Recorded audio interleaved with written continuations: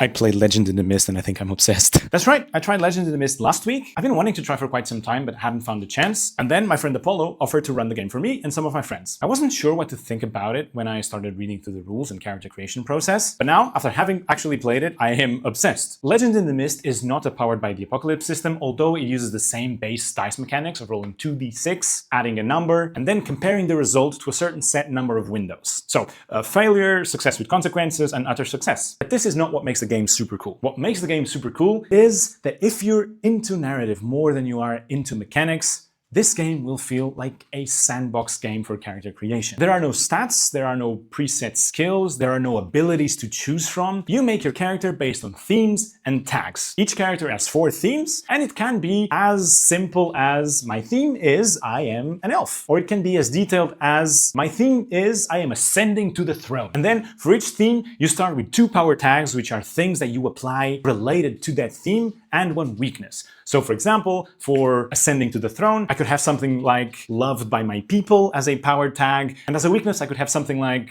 does not know the plight of the common folk. How does this work? Every time the GM deems it necessary to have a role that can impact the story, you as the player will choose which tags apply to that role. If you apply a power tag, you add +1 per each power tag that is valid for that role, and if you or your GM decides that a weakness applies, then it's -1 to the roll. The good thing about rolling with weaknesses is that is one of the ways you progress your character. Every time you roll with a weakness, you progress that theme. Every time you reach a certain number of progressions, you can update that theme, add new power tags, change your weakness, and that's how your character evolves without a normal level up mechanic. Trust me, if you enjoy a good session of roleplay, you should try out Legends in the Mist. Check it out!